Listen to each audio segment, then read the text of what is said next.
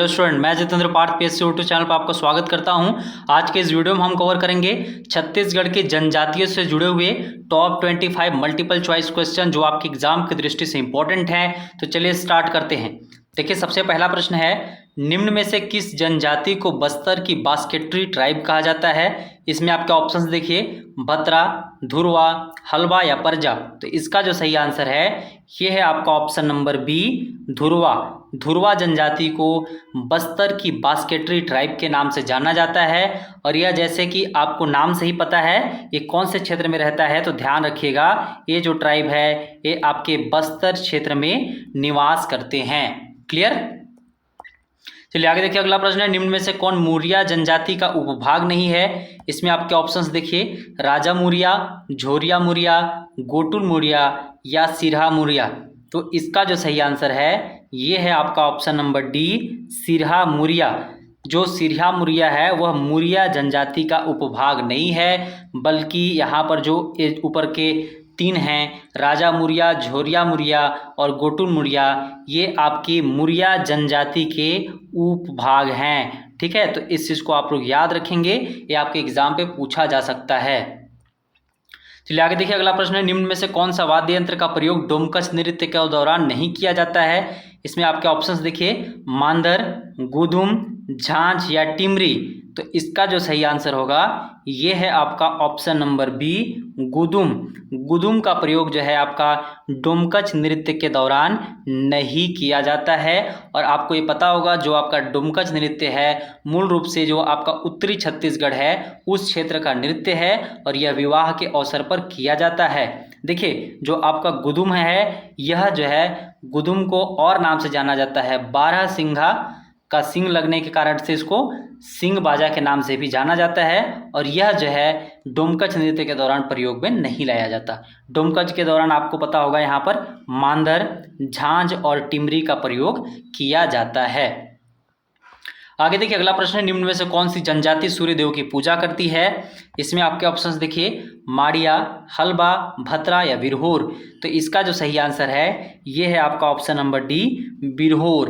बिरहोर जनजाति यहाँ पर सूर्य देव या सूरज देव की पूजा करती है। और इस जनजाति के जो नवजात शिशु होते हैं उनको जो है सूर्य देव का दर्शन कराया जाता है। तो ये एक परंपरा उनके साथ जुड़ी हुई है। ये फैक्ट जरूर याद रखिएगा कि जो आपके सूरज देव या सूर्य देव की पूजा करती है वह जनजाति है आपकी बिरहोर। साथ ही ध्यान रखिएगा जो आपकी बिरहोर जनजाति है इस जनजाति के जो पंचायत के मुखिया होते हैं, पंचायत प्रमुख, ठीक है, जो इनके पंचायत प्रमुख होते हैं उनको कहा जाता है मालिक।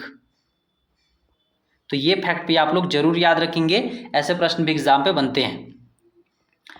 आगे देखिए, अगला प्रश्न है, छत्तीसगढ़ सरकार के द्वारा जारी ट्राइबल एटलस निम्न में से किसके द्वारा जारी किया गया है? इसमें आपके ऑप्शंस देखिए, tribal research and training institute, Pandit Ravishankar Shukla university, Chhattisgarh सामान्य प्रशासन विभाग या छत्तीसगढ़ उच्च शिक्षा विभाग। तो इसका जो सही आंसर है ये है आपका option number A, tribal research and training institute, जिसको हम लोग सामान्य भाषा में बोलते हैं TRTI। तो इसके द्वारा यहाँ पर ये जो छत्तीसगढ़ में ट्राइबल एटलस जारी किया गया वह जारी किया गया है। आपको पता होगा जो TRTI है इसकी स्थापना 2 सितंबर 2004 को हुआ है। तो ये डेट भी आप लोग याद रखेंगे, यह डेट एग्जाम पे पूछा गया है। चलिए आगे देखते हैं, निम्न में कौन माडा पॉकेट क्षेत्र में शामिल नहीं है? इसमें आपके ऑप्शन देखिए, गोपालपुर, नारायणपुर, कबीरधाम, नचनिया। तो इसका जो सही आंसर है ये है आपका ऑप्शन नंबर बी, नारायणपुर। आपको पता होगा यहाँ पर नारायणपुर को माडा पॉकेट क्षेत्र में शामिल नहीं किया गया है। माडा पॉकेट क्या होता है? तो देखिए, जो आपके आदिवासी जनजाति के लोग रहते हैं उनके विकास के लिए कुछ क्षेत्र को इस प्रकार से क्लासीफाई किया जाता है, जिसमें एक क्राइटेरिया है माडा पॉकेट का, जिसमें छत्तीसगढ़ के अभी 9 क्षेत्र शामिल है। 9 क्षेत्र कौन कौन से हैं नोट कर लीजिएगा। पहला एक हो गया आपका गोपालपुर, कबीरधाम, नचनिया, ये हो गया आपके 3। इसके अलावा देखिए जो महासमुंद है, महासमुंद से 2 शामिल हैं यहाँ पर, महासमुंद, वहाँ से महासमुंद 1 और महासमुंद 2। ठीक है, ये आपके 2 हो गए। इसके अलावा और नाम नोट कर लीजिएगा, और कौन कौन से नाम इंपॉर्टेंट है वह आपके देखिए, एक तो है गंगरेल, ठीक है, ये आपका इसका नाम याद रखिएगा, गंगरेल। एक है आपका रजगा, इसके अलावा आपके हैं एक सारंगढ़, और एक जो है वह है आपका बलौदा बाजार। ठीक है। तो ये सारे नाम आप लोग याद रखेंगे। 3 और 2 5 हो गए और ये आपके 4, कुल मिलाकर के कितने 9 माडा पॉकेट क्षेत्र छत्तीसगढ़ में यहाँ पर हैं, और जिसमें से नारायणपुर इस प्रश्न के अनुसार इसमें शामिल नहीं है। ठीक है।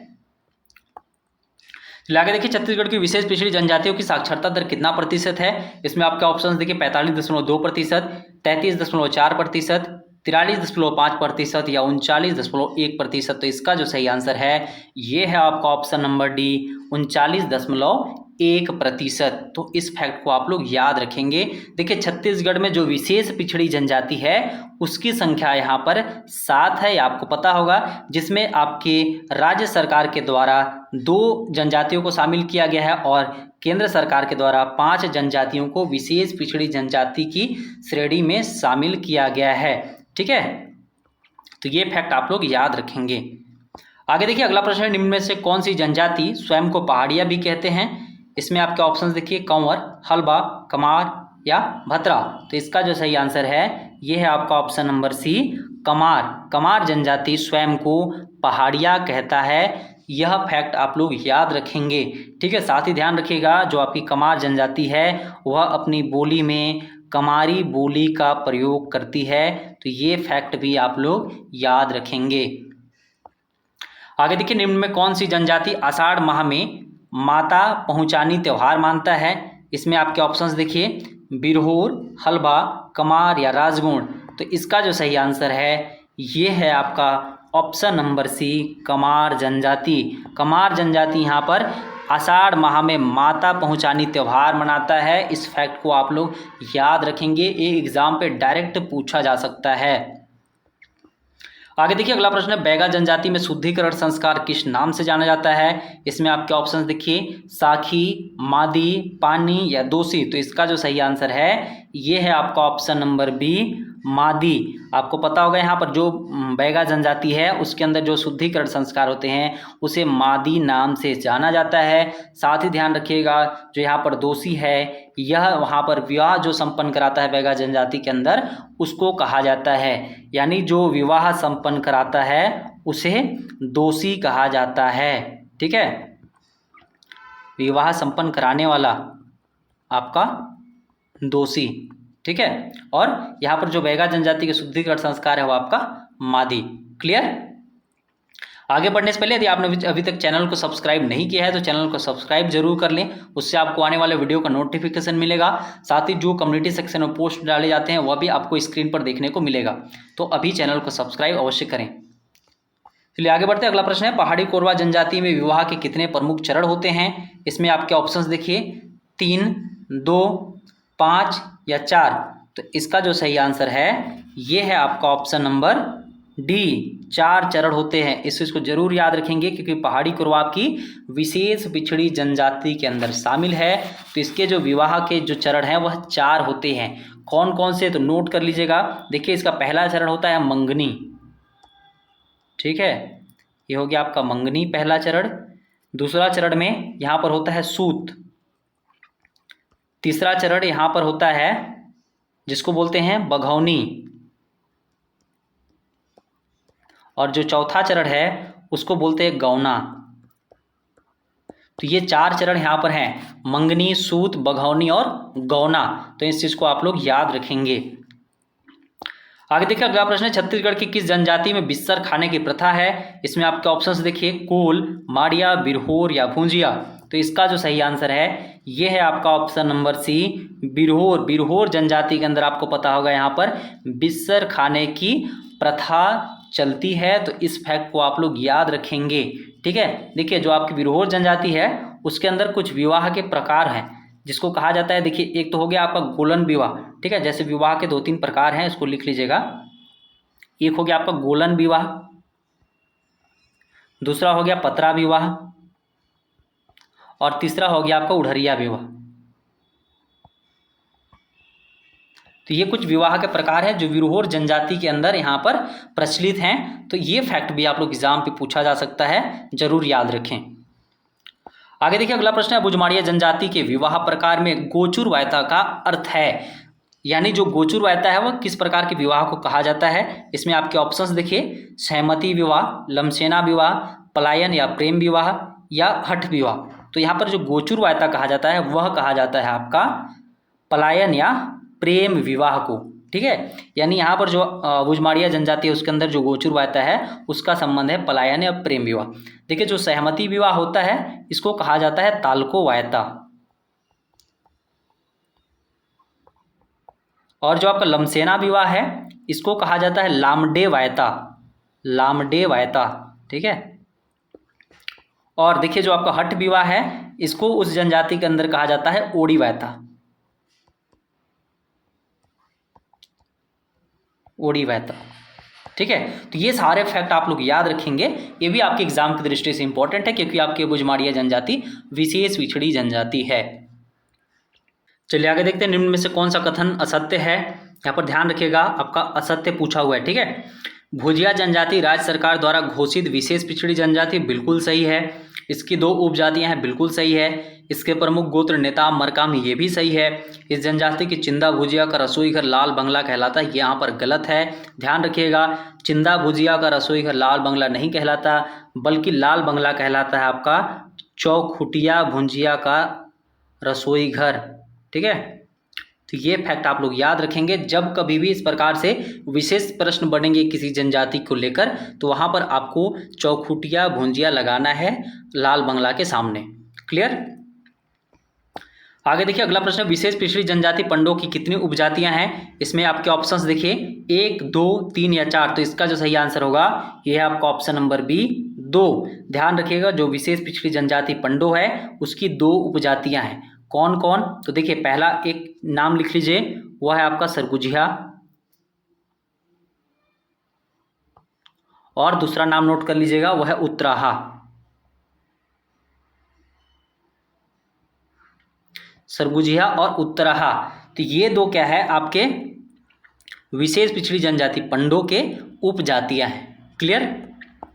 आगे देखिए अगला प्रश्न है, छत्तीसगढ़ की किस विशेष जनजाति में बरोखी विवाह प्रचलित है। इसमें आपके ऑप्शंस देखिए पहाड़ी कोरवा, कमार, भुजिया या पंडो। तो इसका सही आंसर हो जाएगा आपका ऑप्शन नंबर डी पंडो।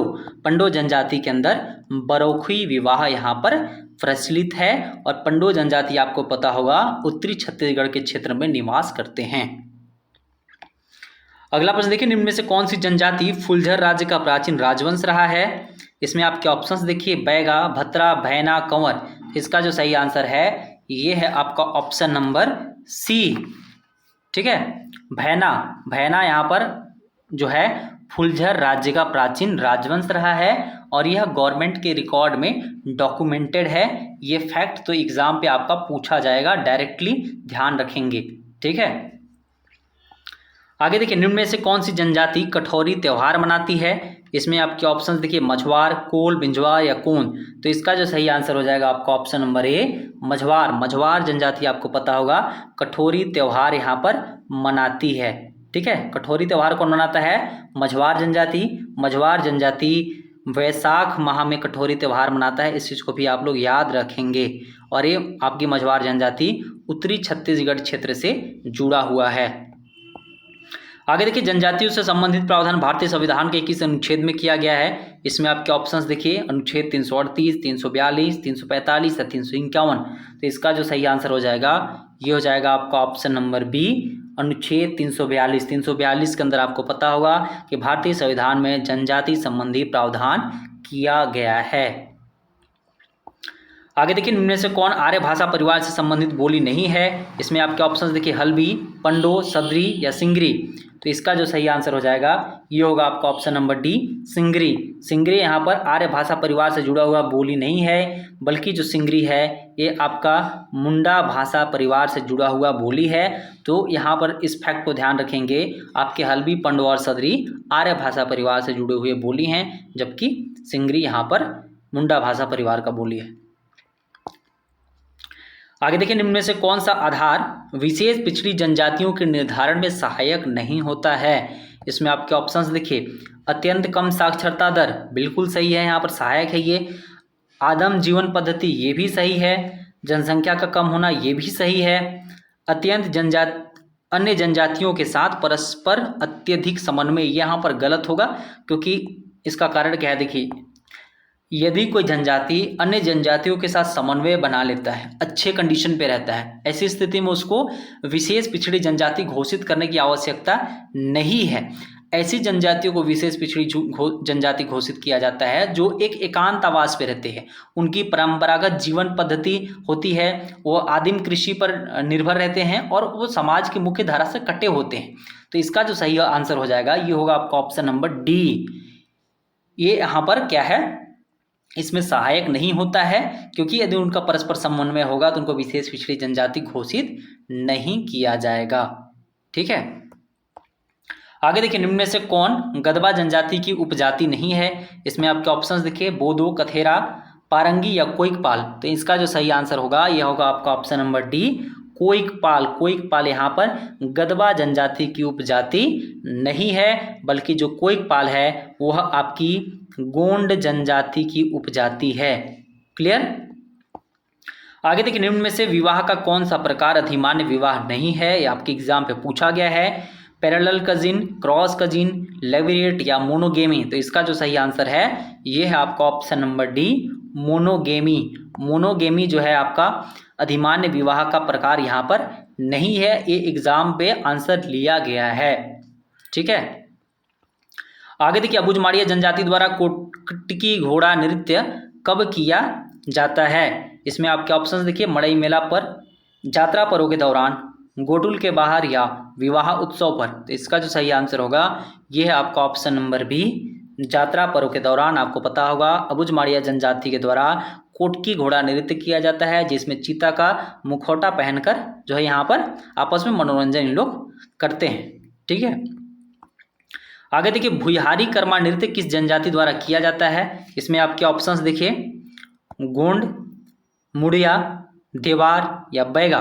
तो इसका जो सही आंसर हो जाएगा ये होगा आपका ऑप्शन नंबर बी, मुड़िया। मुड़िया जनजाति के द्वारा भुइहारी कर्मा नृत्य यहाँ पर किया जाता है। गोंडी जनजाति के द्वारा गोंडी कर्मा नृत्य, देवार जनजाति के द्वारा देवारी कर्मा नृत्य या बीरम कर्मा नृत्य, जो आपकी बैगा जनजाति है उसके द्वारा बैगानी कर्मा नृत्य किया जाता है।